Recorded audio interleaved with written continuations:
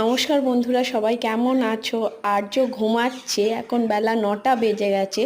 সূর্যের দেখা নেই, বাইরে পুরো কুয়াশায় ভর্তি।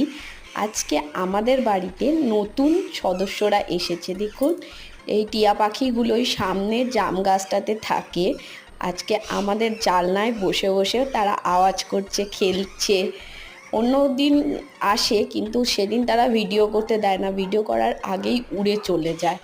কিন্তু আজকে অনেকক্ষণ ধরে বসেছিল বলে আমি ভিডিও করতে চলে এলাম। আমারও খুব ভালো লাগে ওদেরকে দেখতে, আর আর্যও খুব মজা পায়। কিন্তু আজকে আর্য ঘুমাচ্ছে।